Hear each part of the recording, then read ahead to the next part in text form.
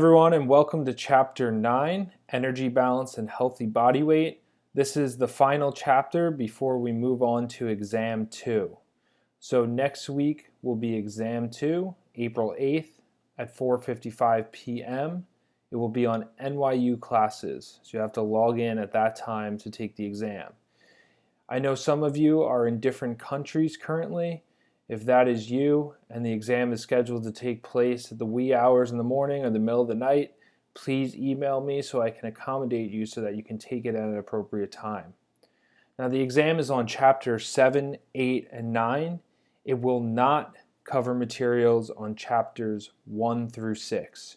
So your primary focus is to review this video and to review the videos of 7 and 8, and also to read the chapters in the book. I wouldn't, if you haven't already done the diet analysis part B, I wouldn't put your focus on that this week. That will be due the following week after the exam. So right now you want to focus on the exam. So we'll get started here. I hope everybody is in a safe place right now and that you and your family are both in good health.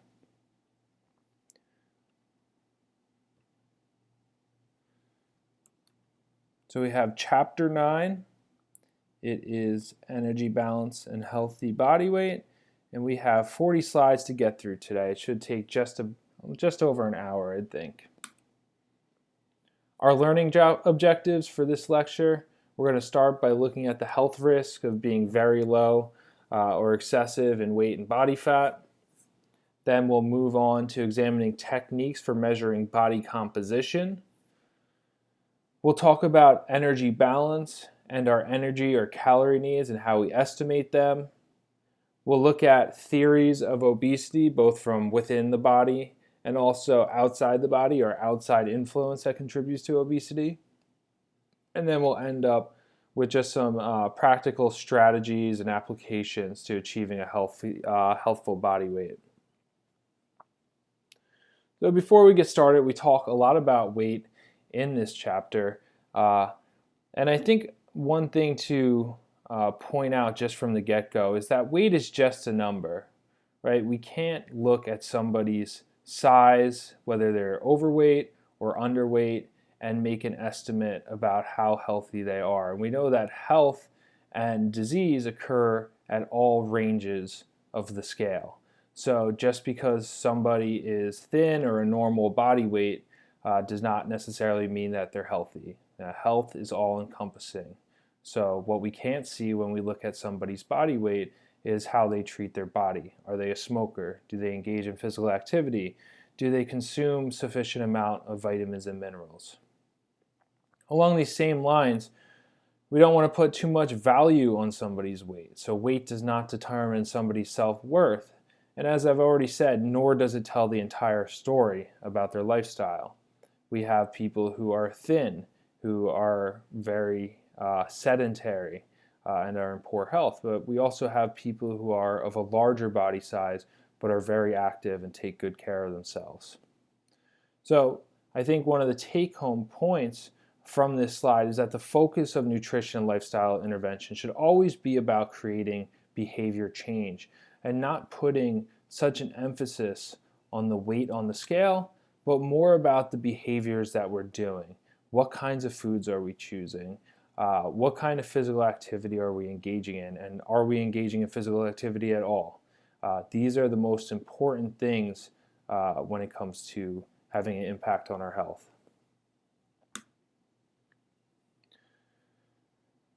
With all that being said, we do see issues with body fat and body weight on the opposite ends of the spectrum. So there are health risks associated with having too much and also having too little. And usually we measure this in something called body mass index, or BMI, and we'll get into what this means and how we calculate it. But for now, it's just important to know that this is a measure that considers somebody's height and their weight, and it spits out a single number to give us just a general idea of how large they are considered to a normal, you can't see me, but I'm doing air quotes here, what is considered to be a normal size for their height. In the United States, we have less than 2% of our population being underweight. This would be, again, measured by BMI, and we'll see those parameters soon. We have many more people that are considered overweight. About 70% of the population is overweight or obese, sometimes called an epidemic. I don't know if we're going to use this term anymore after what we've been going through with COVID-19, but it is something that's been called an epidemic, and mainly due to the health issues that can be associated with being overweight or obese. Now, this is occurring in adults, but it's also a problem that affects children as well. And as time goes on, we're seeing more and more children becoming obese. And with the statistics that are in our book currently, about 20% of children are considered obese.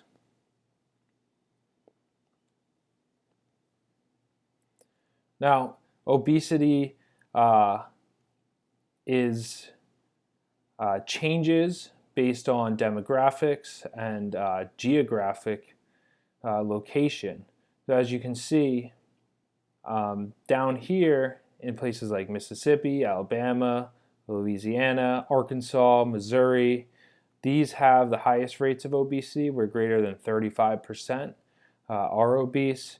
You see down here in the southern states, they're not quite in this dark red area, but they have a density of 30 to 35%. Where we see lower rates of obesity out here in the west and here in the northeast in New England. Now, things that we want to consider here are education level, socioeconomic status, with places like California, New York, and the surrounding areas being places where we have a lot of educated people, we have a lot of people with means and access to healthful foods. Down here, especially in these dark red states, we have generally lower socioeconomic status, lower education level, and also a lack of access to healthful foods. I know I went to Clemson University here in upstate South Carolina, and compared to New York City, it is extremely difficult to find a healthful meal down here. You go to the highways surrounding the school, and it's just a highway full of fast food, fried food, with very few healthful on-the-go options. So we're very, very fortunate living in New York City to have options available to us if we have the means. So the point is that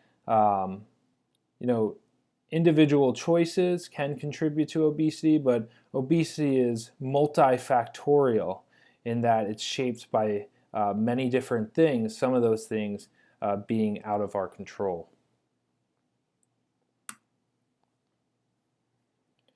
Now, for prevalence of underweight, overweight, and obese adults, we can see that the highest percentage is obese, followed closely by overweight.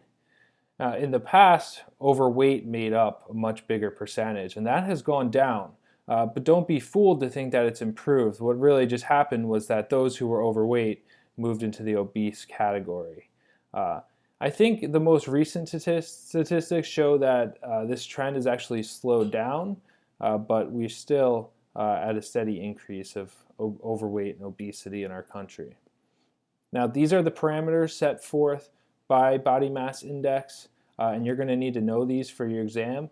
I don't know how important it is for you to think about them in detail currently, but when we go through an example of BMI and you learn how to calculate it, that will be the time for you to really narrow in and be able to identify, if you're given somebody's BMI, where they fall on the scale. For instance, if somebody has a BMI of 28, then they're going to be considered overweight. If somebody has a BMI of 18, then they're going to be considered underweight. I think that's all you need to know for now.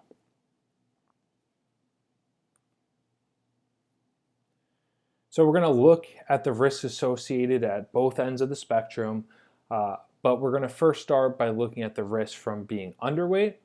So some of the risks associated with being underweight is that the person is starting with poor energy stores. So if there was a time of famine, perhaps during this pandemic, somebody loses their job. They already don't have good financial standing, and they don't have enough money to purchase food.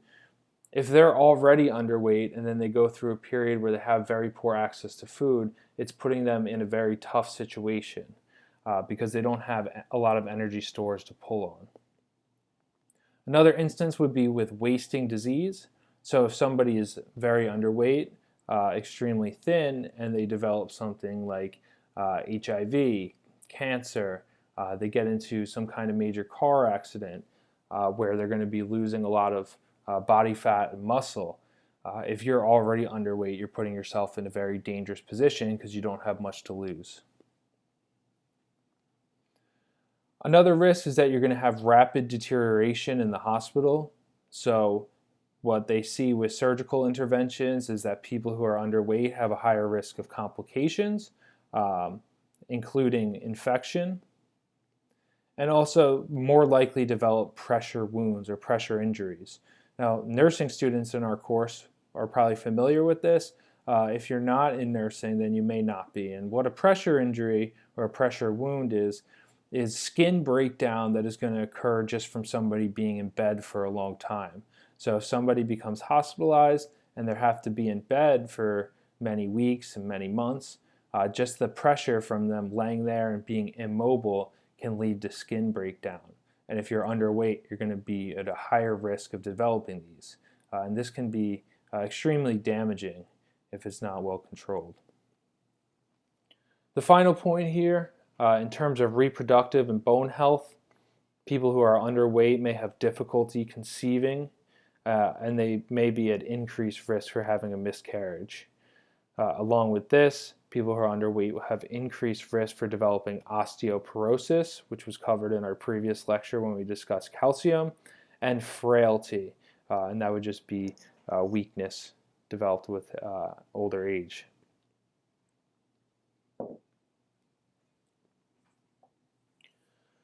Now, how about on the opposite end of the spectrum? What are the risks of too much body fat? So there are some obesity-related illnesses, two that we have listed here. Obstructive sleep apnea. This is where difficulty breathing, particularly in the middle of the night when somebody's sleeping. And arthritis, and this is going to be chronic inflammation of the joints. So as we look at large populations of people who develop these conditions, we see that people who are obese are much more likely to develop them.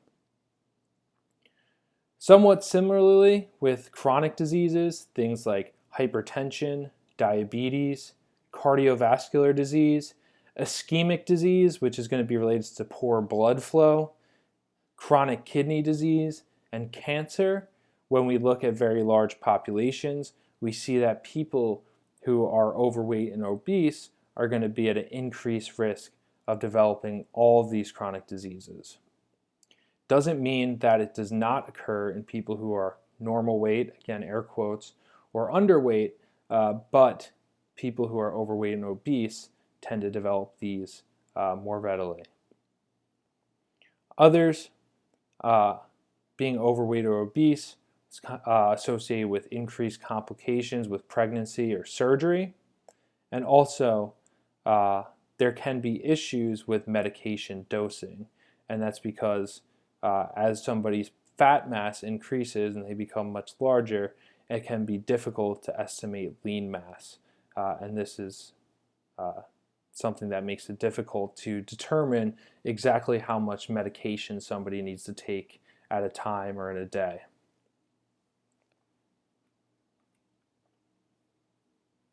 Now this graph from our textbook is just putting the risks that we've talked about with underweight and overweight into a pretty simple graph. So we can see body mass index here, and we kind of have this sweet spot in the middle where we're between that 18.5 and a little over 25, and we see that if we're below that threshold, our risk of mortality or death goes up, and then it comes down, And then as we exceed 25, and certainly once we get above 30, our risk of mortality increases.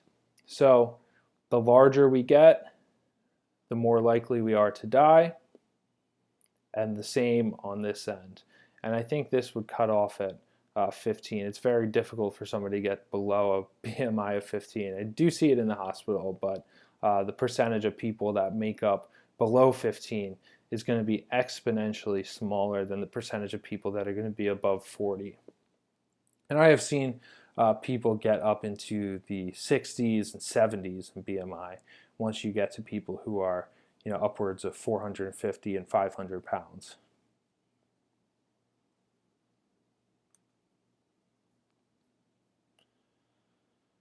Now, all fat is not created equal, and so for this lecture, I want you guys to be familiar with visceral fat and subcutaneous fat. These are two different types of body fat that we're going to want to consider.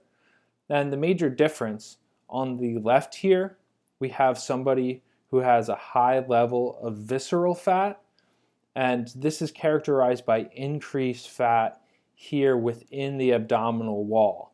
So you see this white part here, this is muscle tissue in the abdominal wall, and inside this black or gray is the fat. So you can see this fat is packed on in and around the organs here. And this kind of fat is associated with an increased risk of what we call cardiometabolic disease, so heart attack, stroke, diabetes. On the other end, we have something that's called subcutaneous fat. And you can see in this woman on the right, there's only a small amount of this visceral fat, but there's a much higher amount of what we call subcutaneous fat. And this kind of fat is going to be associated with a lower risk of cardiometabolic disease. So visceral fat, increased risk of cardiometabolic disease, and subcutaneous fat, lower risk of cardiometabolic disease, particularly in relation to visceral fat. Right? It's better if this is shrunken down and you do not have as much, but in terms of comparison, higher and lower. What does this look like? Many of you are probably familiar with what this looks like. We see this often. I don't think it's I'm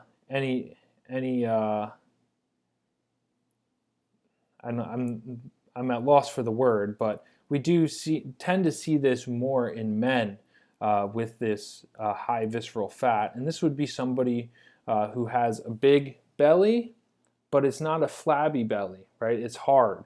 So it almost looks like you could poke it with a pin and it would pop. So a really firm, big belly, that's going to be somebody with a high level of visceral fat, as opposed to somebody with high levels of subcutaneous fat. That's where fat is going to be mostly packaged on the outside and can be grabbed with the hands. Now, the things that determine this are mostly genetic, how we put it on. So it's largely out of somebody's control. And that's an ongoing field of investigation, is what exactly determines what kind of fat somebody puts on. But it seems to be related to genetics, as somebody puts on excess body fat, where exactly it's going to be stored. So some terms to be aware of: central obesity. This is what I was talking about when somebody has that big, tight belly that looks like you could pop it with a pin. That's what we call central obesity, and this is associated with a high level of visceral fat, and it leads to an increased risk of death from all causes. So this is something that's very detrimental. Another term to be aware of is metabolic syndrome. This is a condition where somebody has two or more. So they could have that central obesity with diabetes. They could have central obesity with hyperlipidemia or high cholesterol. They could have that central obesity with hypertension, or they could have one of these in any combination. But if you have two or more, you're considered to have metabolic syndrome, and this is going to increase your risk of cardiovascular disease. Having metabolic syndrome increases your risk of cardiovascular disease. The last term here, fat distribution, we have something called apple shape versus pear shape. The apple shape is that central obesity that I've been talking about with the big firm belly, where somebody carries most of their weight in their abdominal region, compared to the pear shape where there's less weight and body fat carried in that abdominal region and more carried around the buttocks and the hips. So apple shape up around the abdominal area, pear shape in the hips and buttocks. And just as a general rule, the apple shape is going to be associated with that increased visceral fat and therefore a higher risk of metabolic syndrome and other cardiometabolic disease. And also the pear shape is going to be associated with lower visceral fat and lower risk. So when we're looking at somebody's risk, apple shape is going to be unfavorable. So factors affecting distribution, again, genetics.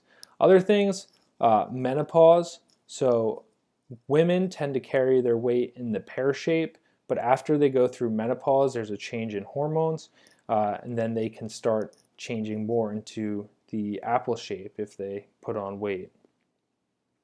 Physical activity, people who are physically active tend to be more of the pear shape as opposed to the apple shape, which is associated with lower levels.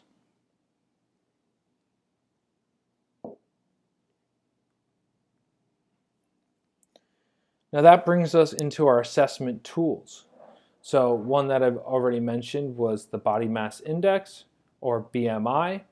And this is going to be a very important slide for you guys to be familiar with, the advantages and disadvantages of body mass index, then waist circumference, and DEXA. So the body mass index is a measurement of height versus weight. So for how tall someone is, it tells you how large they are. One of the advantages of it is that it's easy to do, right? All we need is a weight and a height measurement in order to obtain it. And because of this, it has a high inter-rater reliability. And what this means is that if I do it, if you do it, if he does it, if she does it, if we take 20 of us in the class and we all take somebody's height and weight and create a BMI, there's a good likelihood that we all get the same number. And so it has a high inter-rater reliability. We can trust that if we're getting a BMI from another provider or somebody else, that is going to be the same as the one that we obtain. And that's because height and weight are easy to complete. You get somebody on the scale or you get somebody stand against the wall and you can get it pretty accurately. So that's the advantage. It's quick and easy to do and has high inter-rater reliability. Disadvantage is that it does not account for body composition. So it can tell us how large somebody is for their height, but it is not going to tell us how their fat is distributed, how much lean muscle or muscle tissue they're going to have compared to fat mass. And that is one of the major disadvantages because when we look at BMI and we have these stratifications, we can find that somebody that has high muscle mass, like an athlete, may be considered overweight or obese, and they have very low levels of body fat and are actually in great health. The second one, waist circumference. This is where you take a band, you wrap it around somebody's waist, and you get a measurement in inches. The advantages of waist circumference is that it actually is a better predictor of disease risk versus BMI. So what they find is that when you compare waist circumference to BMI measurements, you're better able to tell if somebody's at a high risk for that cardiometabolic disease than if you just get the BMI. So that's great. But the disadvantage of waist circumference is that it requires training. It's a little bit different to, it's a little bit more difficult to perform than a height or a weight, and it has low inter-rater reliability. And this, of course, is done through research studies where they send a bunch of people out to do waist circumference on the same patient, and they find that there's a high variable or variation in the recordings that they come back with.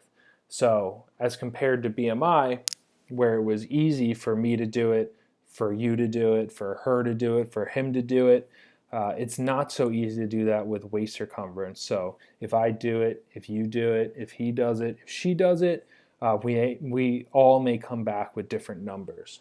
So that's one of the major disadvantages. Another disadvantage that's not listed here is invasion of privacy. Now, if you're dealing with somebody who's overweight or obese and they may be self-conscious about that, the last thing you want to be doing is touching their abdominal region and putting a band around them. And if you're dealing with somebody who's of a much larger size, you may need two people to get the band around, and that can be humiliating for somebody. The last one we have here is dual energy X-ray absorptometry. I don't even know if I said that correctly because you never call it that, or I never call it that. In practice, we just call it DEXA, so DXA, or sometimes you'll see it written as DEXA. But a DEXA scan is a way to determine body composition, how much fat mass somebody has, how much muscle mass somebody has, how much bone they have, just by having them lay on the table and they get scanned and it will generate on a computer. So the advantage of this, it's the most accurate way to determine somebody's body composition, and it's minimally invasive. So they just have to lay on a table and something passes over above and it will give their report. The disadvantage of this is that it's the most expensive, and very few practices are going to have this available to their patients. So it's not so easy for the average Joe to get a hold on. We'll look at these individually, first starting with the body mass index. So again, it's a measure of weight for height, and this is the formula. Now for the exam, you're going to need to be able to calculate somebody's BMI, so pay close attention here. The formula is weight divided by height squared. Weight is in pounds, height is in inches, and then you times that by 703.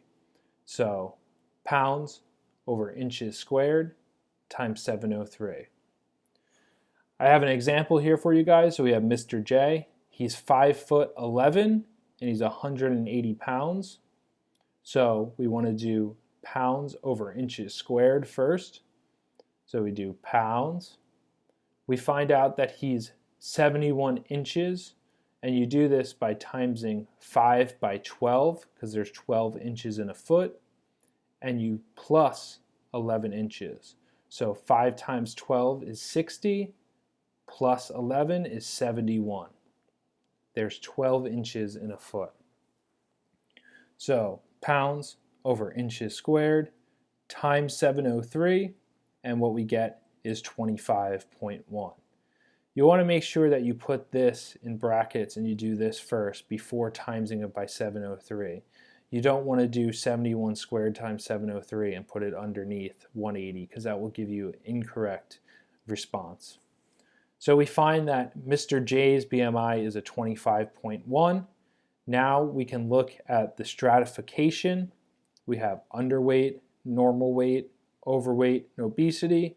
Okay, so where does Mr. J fall? He falls in the overweight category, just barely.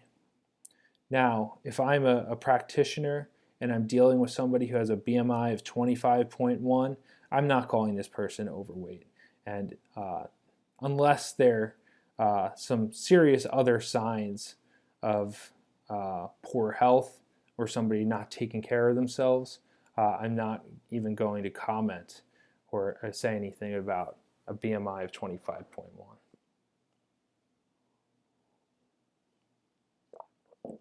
But again, this is very important for you guys to know for the exam. You want to know how to calculate a BMI, and then you're going to have to place where that person stands on the scale.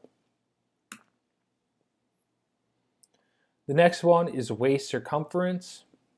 So waist circumference, as I've already mentioned, is where you take a band around somebody's waist and you get a measurement in inches.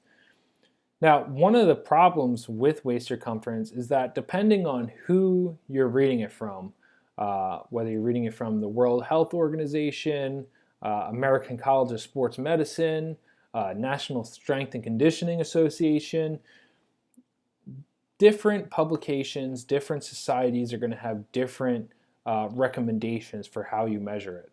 Some places are going to recommend you locate the top of the pubic bone and you measure from there.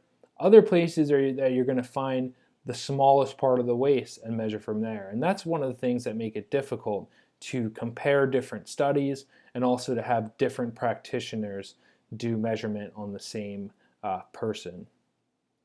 But whatever the case may be, you put a band around the waist, you measure in inches, and how waist circumference is interpreted is that if a woman has a waist circumference of larger than 35 inches, they're considered to be at increased risk of cardiometabolic disease. And if a man has a waist circumference larger than 40 inches, then they're at an increased risk of cardiometabolic disease. These are important numbers for you guys to know.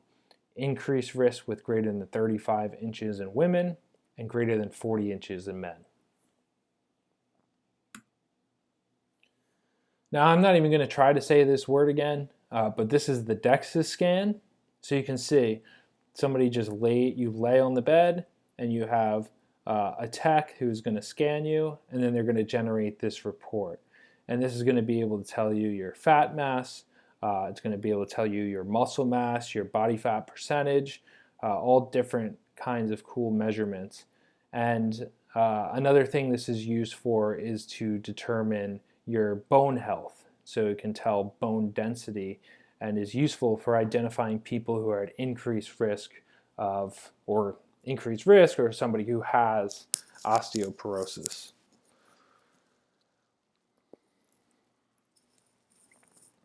Other tools for body composition include skin fold measurements, bioelectrical impedance analysis, and BODPOD.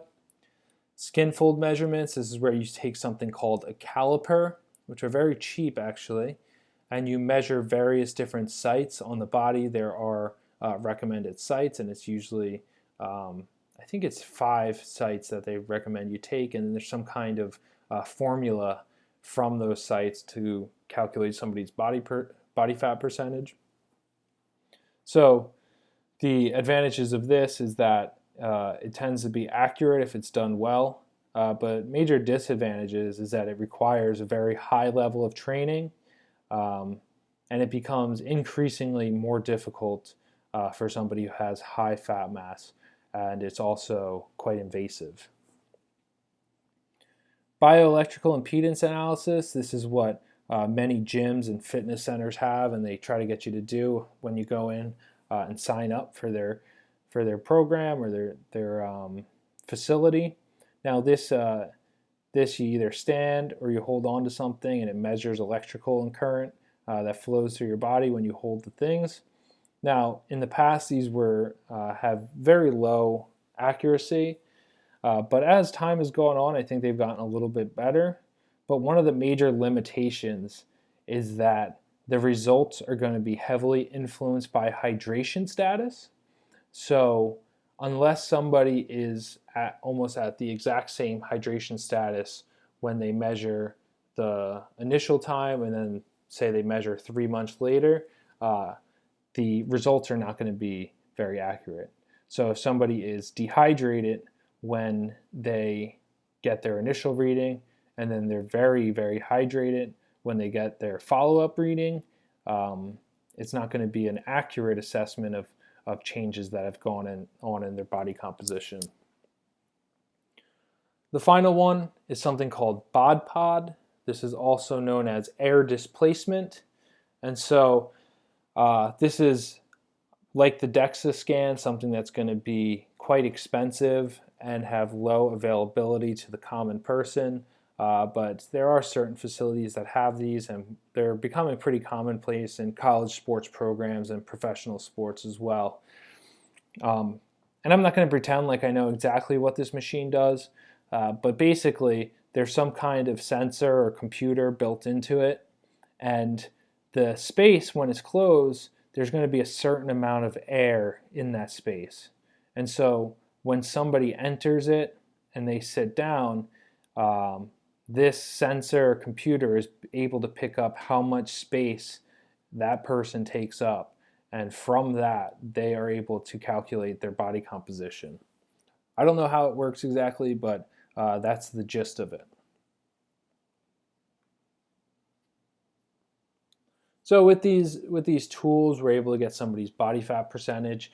You guys don't need to know any of these specific percentages, but this is from the American Council on Exercise, so you can see the different ranges. And starting from the bottom, we have essential fats, so that's just the amount of fat that's needed to carry on normal activities. And as body fat percentage increases, we approach obesity.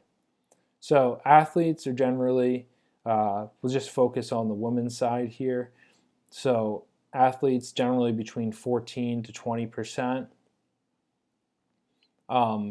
If you think in terms of bodybuilding competitions or fitness competitions, you maybe seen pictures online where people are just completely shredded to the bone. Those people are going to be more in this range, in the essential fat range. And this is not something that's helpful to maintain for a long period of time. And one thing I want you guys to know is that when you see these pictures on fitness, on Instagram, that's not how people are walking around 365 days of the year. They may look like they did on that stage just for that day, and probably just maybe 1 or 2 days.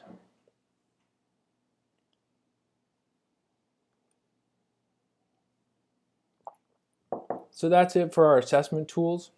And now we're moving into the concept of energy balance.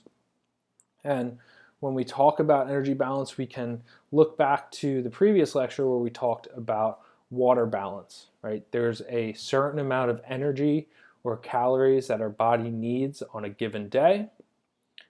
And we need to, so it's about how much calories we're putting out in expenditure or how much our body is using. And in order to achieve balance, we need to consume that many calories. So we're matching how much we're putting out with how much we're putting in. So if we consume roughly about the same amount of calories that we need, then we are going to maintain our weight. If there's going to be changes in our weight, we're going to have an intake that is higher than that need. And if we're going to have decreases in our weight, we're going to have an intake that's lower than that amount that's going out in what we call expenditure. So the body's energy balance and changes in weight is really a matter of calories in versus calories out. The calories inside, that's what we consume in foods and beverages. And the measurement is fairly easy. I wouldn't say very easy, as you guys have seen in your diet analysis project, but with very close attention to detail, we are able to measure with pretty good accuracy how many calories we consume on a given day. Calories out is a little bit more difficult. So this is more difficult to measure and varies widely. Things that influence how many calories we put out, it's going to be our lifestyle or our physical activity level and our body composition and metabolism. So how much lean muscle tissue we have compared to how much fat mass is going to change how many calories we consume or put out each day. Now, how many calories do I need each day? So our calorie needs are determined by 3 factors. We have something called our basal metabolic rate, or BMR. We have calories that come from our physical activity, and we have calories that come from something called the thermic effect of food. And those are calories that are burned just by processes of chewing, digestion, absorption, and other metabolic activities. So together, this is what we call our total energy expenditure. The BMR is just what we need to maintain normal activity, right? Our breathing, our heart beating, our kidneys functioning. Those are all calories that are burned through those processes. Physical activity, those are calories that are burned through our exercise. And then our thermic effective food. As I've already mentioned, those are calories burned by the processes of digestion and absorption. So those three together are going to make up our total calorie needs. If there are weight or body composition goals, our calorie needs are adjusted to meet them. So not everybody's going to have a goal when it comes to weight or body composition, and that's fine. But there are some people who would like to gain weight, lose weight, or maintain their weight. And so they're going to have to adjust their calorie needs to meet that goal. So if they want to lose weight, they're going to have to consume less than their body needs. And if they want to gain weight, they're going to have to consume more than their body needs. The overall trend is what matters most. So when we look at periods of weeks, months, what we do on one day is not going to determine our fate. It's more about being consistent in favor of the goal. So even if you are trying to lose weight and you may have a day or two where you consume more calories you need, that doesn't mean that your overall effort is in trouble. It's just about being consistent over the long term.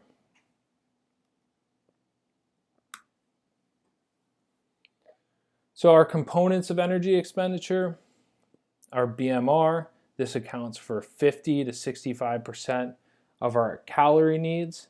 Again, these are just the calories that we need to maintain normal activities such as breathing, our heartbeat, our kidneys functioning. That's our BMR. Our brain burns a lot of calories. Physical activity, you can see this has a wide level of variation. Those are the calories that we burn through exercise. And then the thermic effective food, those are the calories burned from digestion and absorption, and those make up the smallest amount. So important to note that BMR makes up the largest portion of our energy needs, and that physical activity has the widest range in variation.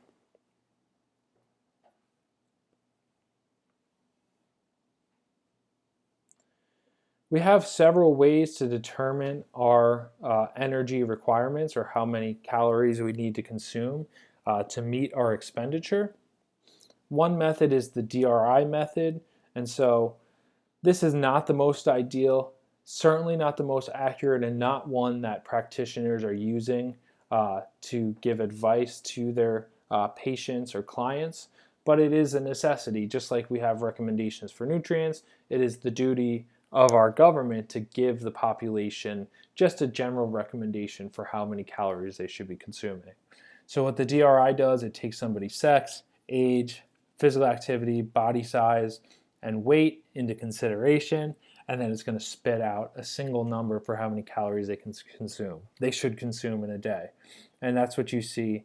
You can find a table in your textbook that will say 25-year-old male, sedentary, large frame, X weight, and this is how many calories you should consume. What is used more often in practice by health professionals is something called predictive equations. And the one that is considered to be the most useful and most accurate is something called Mifflin-St. Jeor. That's just an ode to the names of the scientists who created it. So this is a calculation that considers weight in kilograms, height in centimeters, and age. And then it's going to give you your resting metabolic rate or your basal metabolic rate, and then it's multiplied by an activity factor to give total calories needed. So this is not something that you're going to be responsible for remembering, but it is useful for you to know in case you're interested in seeing how many calories you may need on a given day.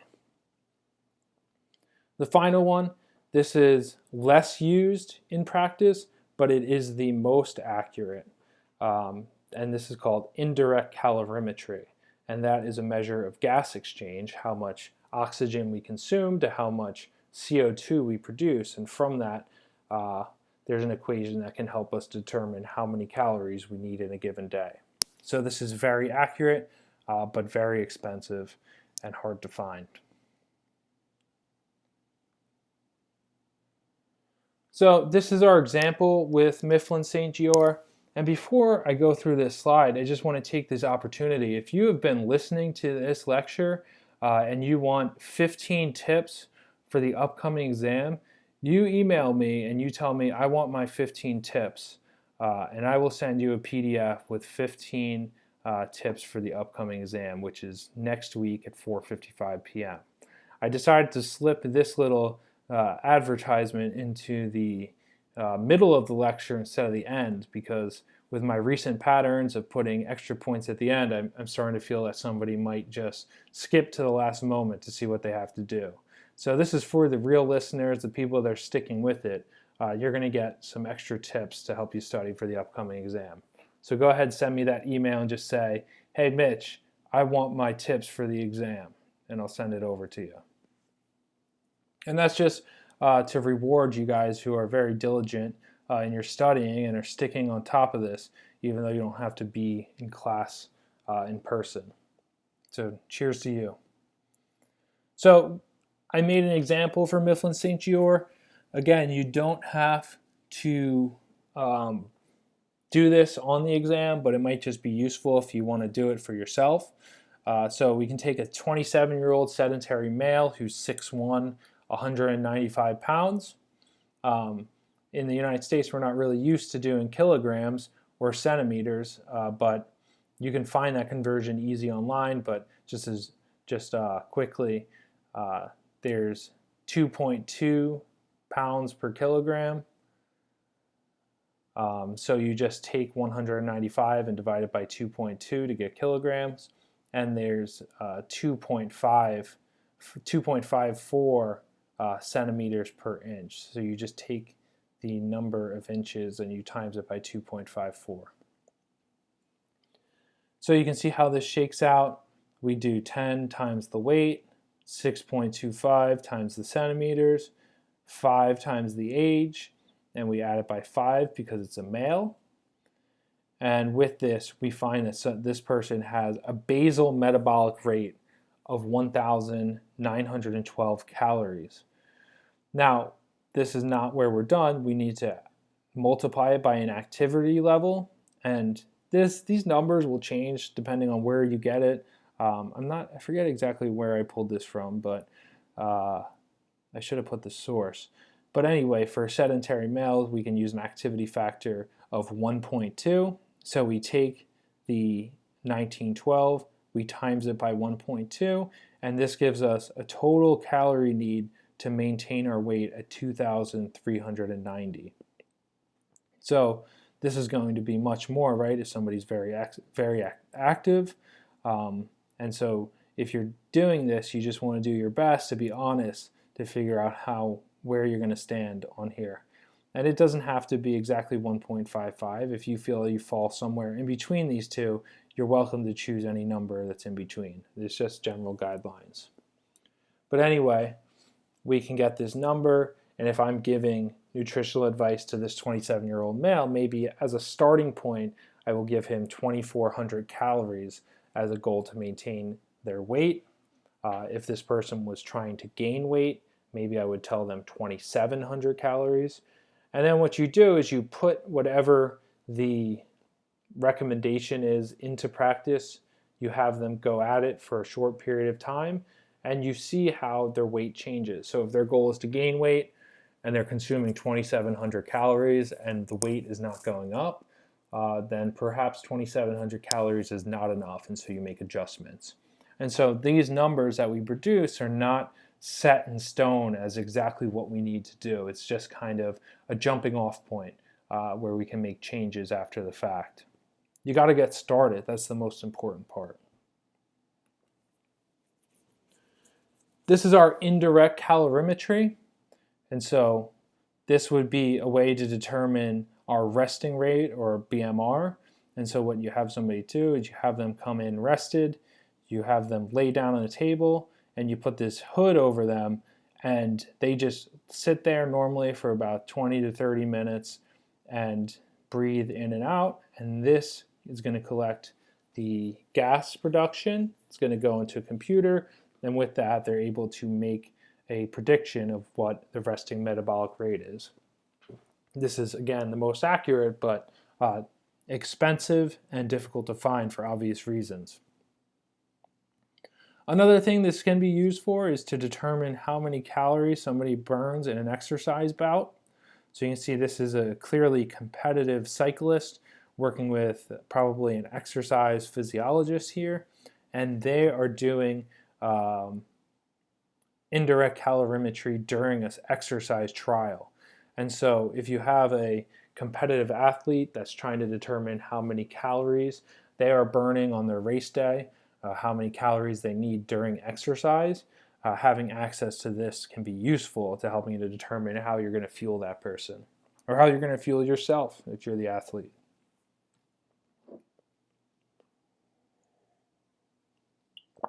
So factors that affect the BMR, the basal metabolic rate, age. So as we get older, the BMR slows down, especially in the elderly. Height. Tall people have a larger surface area, so their BMRs are higher. Growth, children and pregnant women are going to have higher BMRs, higher calorie needs. Body composition, the more lean tissue someone has, the higher the BMR. So as muscle mass increases, the more calories you're burning at rest. Fever, that increases the BMR. Stress hormones raise the BMR. Now, this is not necessarily stress for studying for exam 2, but when they talk about stress hormones, this is more about what would result as maybe a matter of injury, a major car accident or something, putting the body under stress. Environmental temperature, adjusting to heat or cold raises the BMR. Fasting or starvation lower the BMR, so the longer you go without energy intake, your body reduces the amount of energy it needs as a survival mechanism. Malnutrition in the same light is going to lower the BMR. And then thyroxine. The thyroid hormone is a key BMR regulator. The more thyroxine produced, the higher the BMR. And this is a good one for you guys to know for your exam next week. Thyroxine is related to the mineral iodine, and it plays a role in regulating the metabolic rate.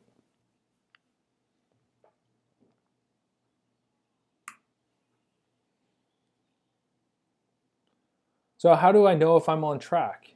If I have this goal for my intake or my body composition, how do I know if I'm doing the right thing? So the purpose of this slide is just to give you a few different tips.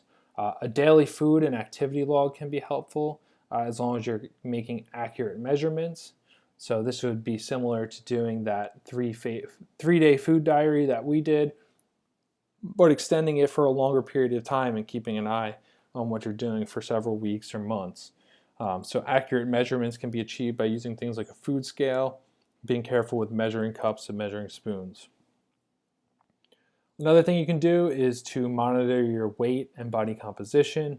So taking weekly weights or monthly body composition, this can help you to determine if you're gaining, losing, or maintaining, and if that's consistent with your goal.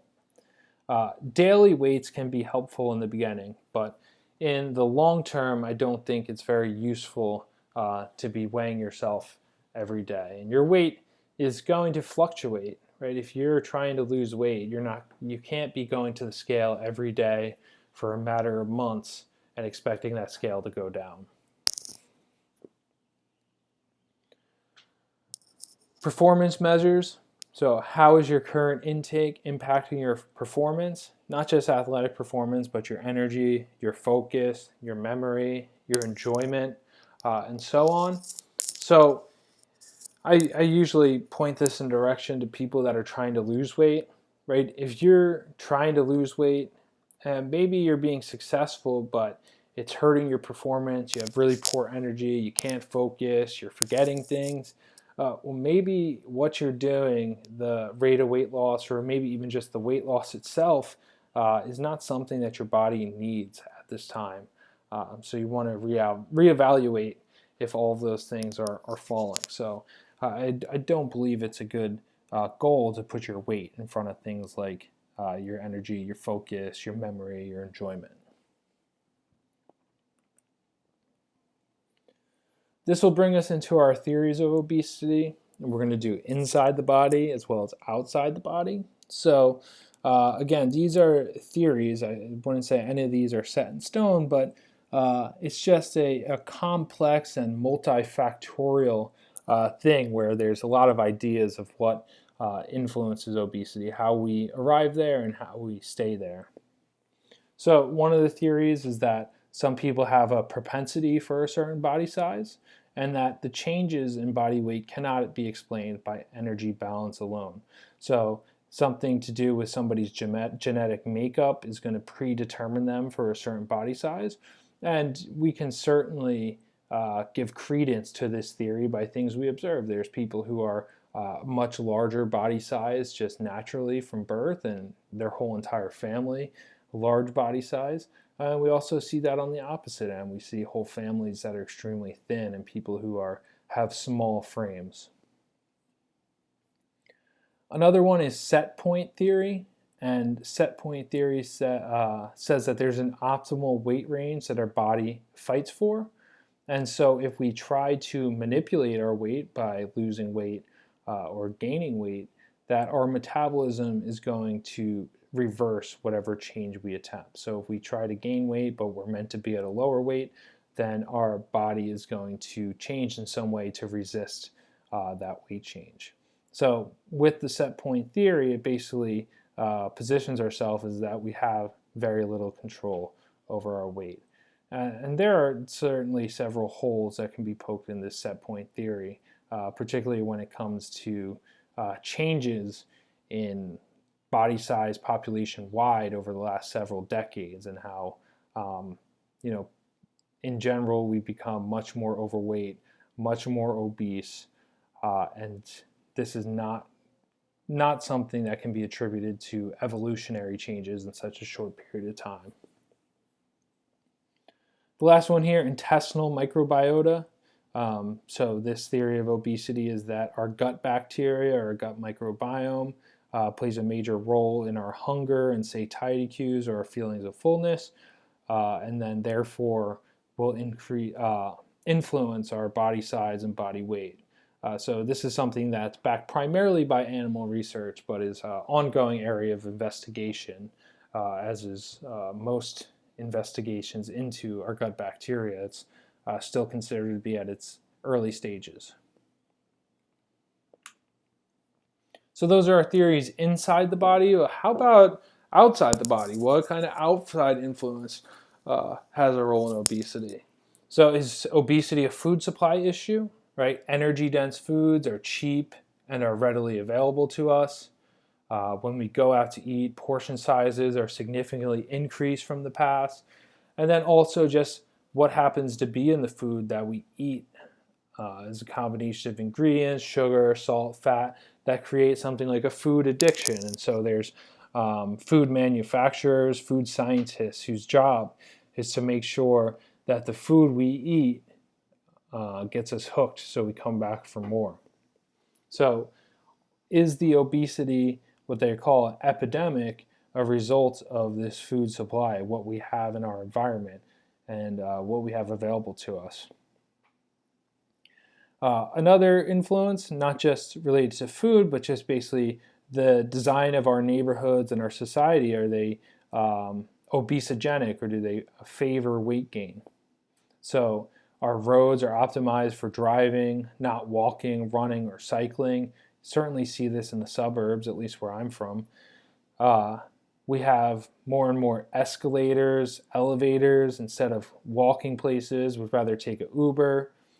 So we have decreased energy expenditure in the form of physical activity because of these luxuries.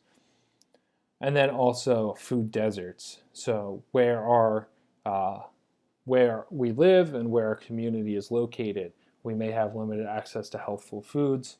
And then, as we said, when we looked at the map, our location and our income related can lead to the rate of obesity in our community.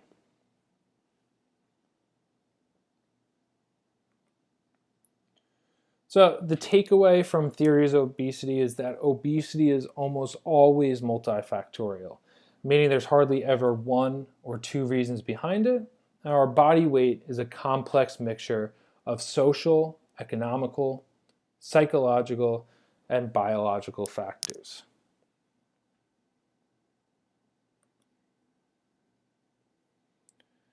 Now for achieving and maintaining a healthful body weight, just want to give you some strategies in case you want to apply this to your own life. First step is finding out what your motivation is. And it's most success is seen where we're trying to improve our health and our well-being versus meeting societal ideals. So we're not trying to fit in to what society says we should look like, how much we should weigh, but making changes and striving for health to improve health and our well-being. So your motivation does not have to be, I want to look like Jennifer Lopez, I want to look like Brad Pitt, even though Brad Pitt is, both of those people, those were good examples maybe 5 years ago, but I feel like it's making me sound old because those people are like in their 50s now. But what is your motivation? It can be as small as wanting to play with your children or as large as wanting to run a marathon. So yourself, you really want to dig into what's important to you, why you want to make changes, and why you want to improve your health. Or if you're a personal trainer, you're a nutritionist, and you're trying to get something out of your clients, the most important thing is to figure out exactly what is motivating that person, and you want to narrow in on that and keep on reminding them about why they're doing what they're doing. So when it comes to making changes and achieving and maintaining a healthful body weight, effort in 3 realms produces results. So in our eating patterns, the actual foods that we choose to eat, our physical activity level, and behavior modification. So we want to put effort into what we choose to eat, how active we are, and our behavior modifications. And this would be something like I'm used to eating dinner in front of the television, and because I'm tuning into what's on the television, I'm not really paying attention to how much I'm eating. I end up eating more than I probably should. And so if we put efforts into changing that behavior, and instead of sitting down at the television and rather sitting at a dinner table where there are no distractions, we might be better able to control how much food we consume. And then lastly here, taking a reality check and realizing that there's no quick fixes to health and that it's important for us to set achievable goals.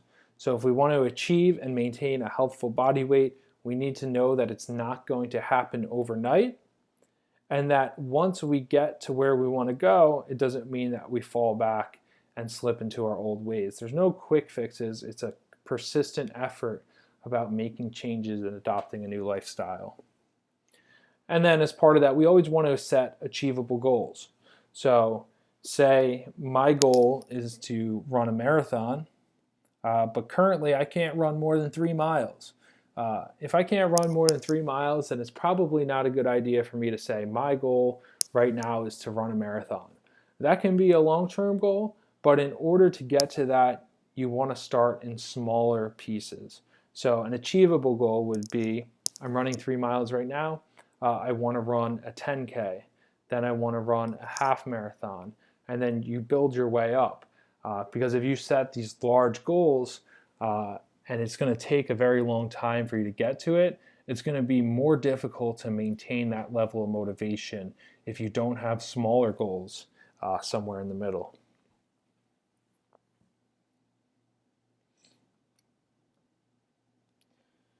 So what food strategies are best for weight loss? First one, choosing an appropriate calorie intake. And the appropriate calorie intake is going to be one that promotes gradual weight loss, not rapid weight loss. So a good goal is for 1 to 2 pounds lost per week. And the reason for this is that with this, there's going to be a greater chance of adhering to the protocol. and also you're going to minimize losses in lean muscle mass. So if we do gradual, we're going to be more likely to be able to stick with it, and we're going to have better results in the long term because of that. And also, when we lose weight, we're not only are we going to lose fat, we're also going to lose some muscle. And so if we do it gradually and we meet our weight loss with increased physical activity, we're going to be better able to preserve that muscle mass and target our fat mass. So choosing the appropriate calorie intake is the most important thing when it comes for weight loss, is making sure that what we're consuming is at a level just below what we need to maintain. The second one, ensuring adequate fiber and micronutrients. So I said just before that quantity, how much, is the most important factor when it comes to weight loss. Just below this, the quality of our foods is of importance, and that would be making sure we get enough vitamins and minerals, we're getting enough fiber. That is the second most important thing. Other strategies, being aware and understanding of portion sizes, so learning how to read food labels on packages, and practicing measuring food, learning what half a cup looks like, learning what 8 ounces looks like, and that will help you to understand how much energy, protein, fat you're consuming. The last one, creating structure to your diet, is one of the keys for any goal. And what I mean by this is not necessarily having breakfast, lunch, and dinner and a snack, but having some kind of structure, whether it's 2 meals and 2 snacks, 3 meals, 1 snack, 2 meals, no snacks, whatever it is having some kind of structure that you can wake up each day and knowing when you're going to eat and having a general idea of what you're going to eat. Because if you wake up every day, you have no plan about what you're going to do, it's going to make weight loss that much more difficult. You need to have structure and you need to have a plan.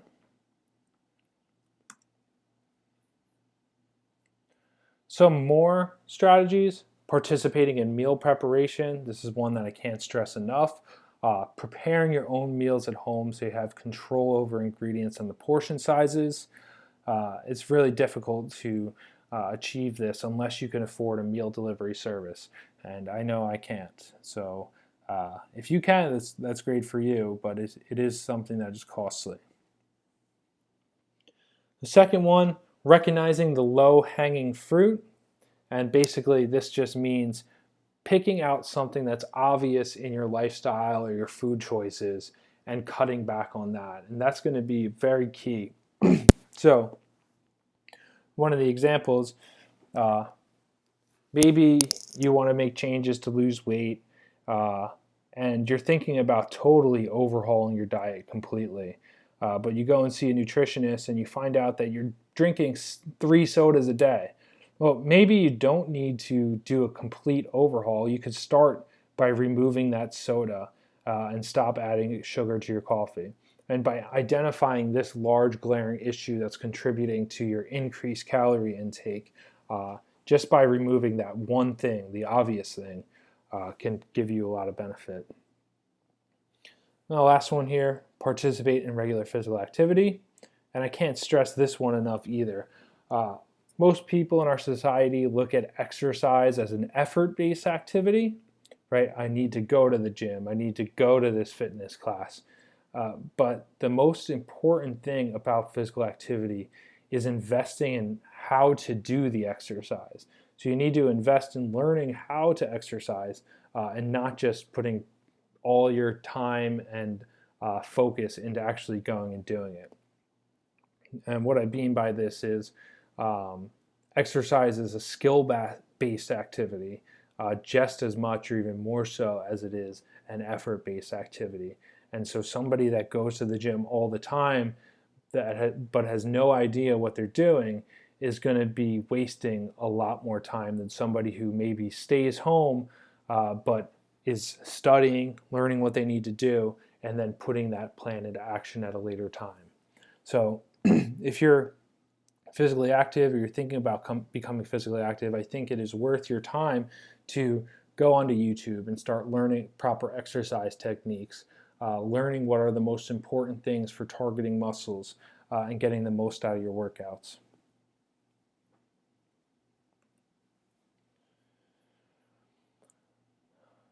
Here's a picture from our textbook that looks at energy density and meal size, and this just shows us how important it is to choose nutrient-dense foods when we're trying to lose weight. Because when we choose nutrient-dense foods, we actually end up being able to eat more and filling ourselves up more without consuming as many calories. So you can see on the left, we have very energy-dense foods. We have fried chicken, macaroni and cheese, baked beans, and this small amount of food here is 607 calories. But when we consume very nutrient-dense foods, we have our grilled chicken breast, we have a baked sweet potato, and we have some non-starchy vegetables. This is a significantly amount more food, fill you up more, and you're getting nearly half the calories. So you can see that choosing nutrient-dense foods is going to be beneficial for maintaining a healthful weight or losing weight if that is your goal. Well, how about weight gain? What are some strategies that are good for weight gain?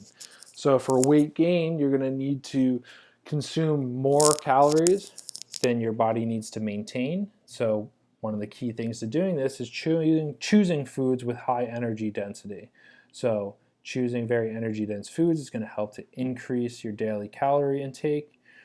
And in most instances, when somebody's doing this, you're going to want to liberalize your food choices, meaning you're going to have more room for that fried chicken or something that's more energy dense than you would on if you're really watching your calories.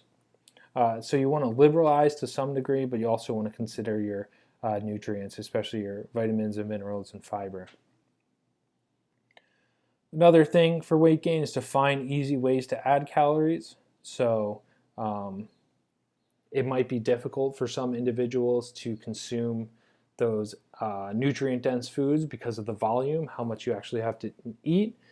So ways that you can sneak in extra calories without adding a ton of volume would be like adding peanut butter or avocado to a smoothie, putting an extra slice of cheese on top of a sandwich, or adding olive oil or your favorite oil on top of a salad, vegetables, or grains. Now this will add a lot of calories without making you eat a lot more. Now for physical activity and weight gain, there should be a focus on resistance training. And if you're somebody who is very active aerobically, you do a lot of jogging, swimming, biking. If you're trying to gain weight, you may have to cut back on these because when you do those things, you're burning a high amount of calories. So here are some tips from our textbook. They're recommending at least 500 extra calories per day to put on weight. Exercise to build muscle through resistance training. Be patient. Right? It's not something that's going to happen overnight, and you want to give it some time. Choosing energy-dense foods. Eating at least 3 meals per day and snack between meals. So it's going to be difficult for somebody to consume excess calories in a small amount of meals. So it's good to have more meals.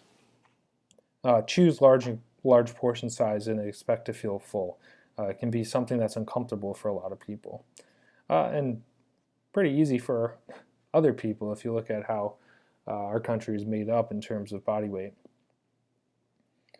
Some specific things that you can do: drink caloric fluids, so getting calories through your drinks, pairing vegetables with rich mayonnaise dips or oils, drizzling olive oil on stuff, adding avocado, and then just, again, what I've already said, adding energy-dense foods to other things. Cooking, eating with others, making meals more interesting, keeping a supply of your favorite foods around so you don't have to be searching for food when you're hungry, controlling stress and relax. Enjoy your food.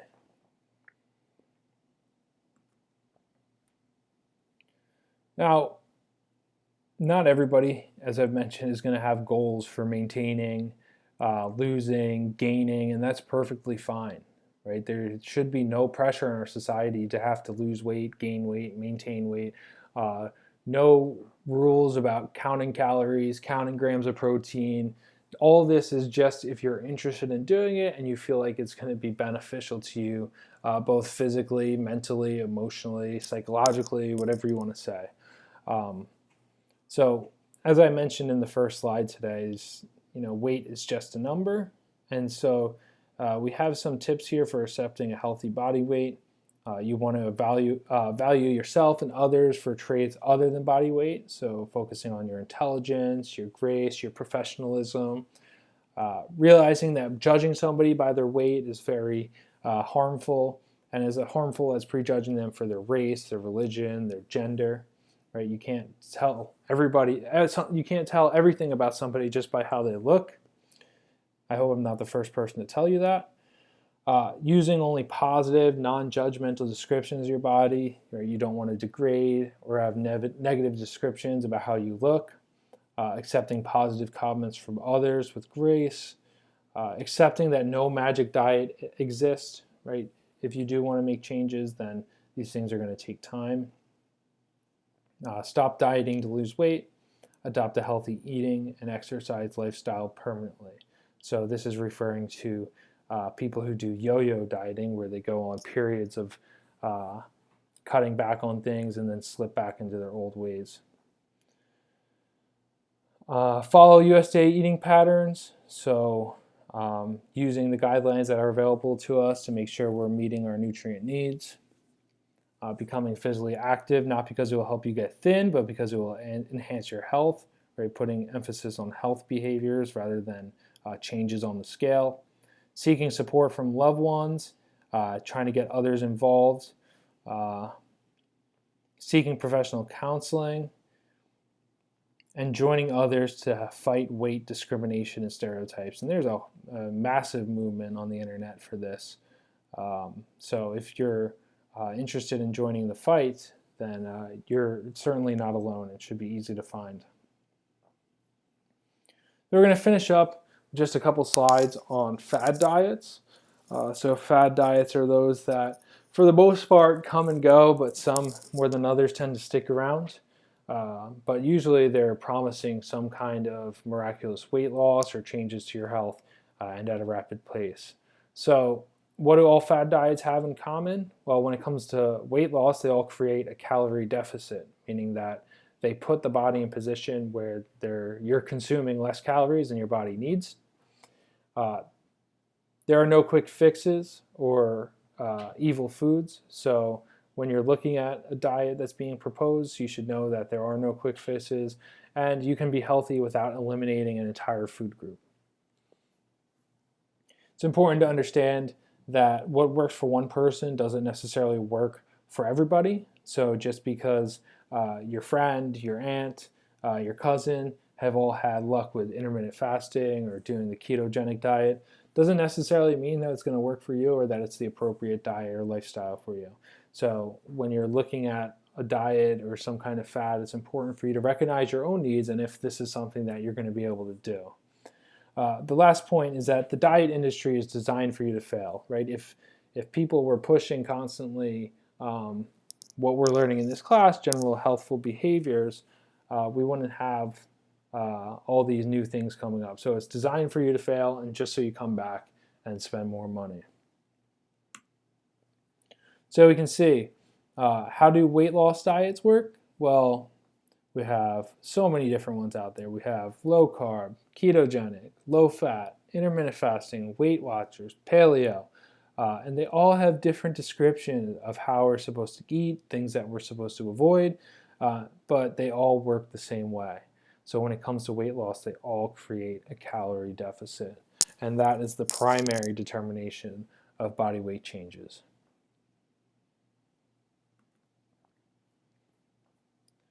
So you may hear about something and you're thinking, well, how do I know if it's a fad diet or not? And here are some tips for spotting a fad diet. So 1, promises a quick fix. 2, promotes magic foods or certain combinations of foods. 3, it promotes certain supplements. Usually those are made by the seller. 4, it excludes or severely restricts food groups or nutrients such as carbohydrates. 5, it has rigid rules that focus on weight loss. For an example, you can't eat after 7 p.m., which is complete nonsense, but a fad diet will have strict rules about that. 6, making claims about based on a single study or testimonial. So Janice lost 40 pounds in 2 weeks does not mean that everybody's going to lose that much or that it's actually something that's desirable. And then the last one here, promises to cure chronic illnesses in lieu of medicine. And this is a huge one to watch out for. Anyone who's claiming to cure HIV or AIDS or cure cancer with dietary measures is acting recklessly. Now, some of our favorite people out there are fad diet promoters, and probably the most classic example would be Dr. Oz. And this is just basically the wall of shame here, or wall of fame. Stephen Gundry, this guy has become popular saying that we should not eat plants or anything that comes from plants because they're poisonous to us. We have Mark Hyman. So Mark Hyman is a functional medicine, and his 10-day plan, drop 2 pounds every day. So he's a major contributor to fad diets. And I saw in the middle of this pandemic, what is Mark Hyman tweeting? That 75% of Americans are carbohydrate intolerant, which makes absolutely no sense. Dr. Mercola, I forget exactly what he does, but he's known to be of wacky positions. Dave Asprey, this is the guy who does bulletproof coffee that thinks we should be dumping a bunch of fat in our coffee in the morning. We shouldn't. This guy, I forget his name, but I refer to him as the guy that pops up on all my YouTube advertisements, and he jumps on board with anything that's hot at the moment just to get a few clicks. And then, I'm not sure if you guys recognize him, but this is the medical medium who is popular for making celery juice famous. And I think what you guys should know about the medical medium is he's not a nutritionist, he's not a doctor. He gets his health information and advice from spirits that talk to him. And that's all you need to know about the medical medium. Now I'll leave you guys with just one recommendation. So if you're sick of these fellas out here who are spraying all this information, they have you confused about what you need to do, what's important, and either you're confused or you're just fed up. You feel like you've tried everything, nothing works, you keep on ending back up in the same place. I think this is a good book for you guys to come to, and it's just about taking a step back from these fad diets and recognizing what's important and going with a more gentle approach to nourishing your bodies and approaching nutrition and health. So I've read this book as part of undergrad and graduate, and I think it provides some excellent guidance for those who have been wrapped up in all the popular fad diets and misinformation that's out there. So thank you guys for listening. That is the end of our show today. I'm not sure how long it was, but I hope it wasn't too long for you. Please reach out to me if you have questions leading up to the exam, and I look forward to hearing from you. Take care.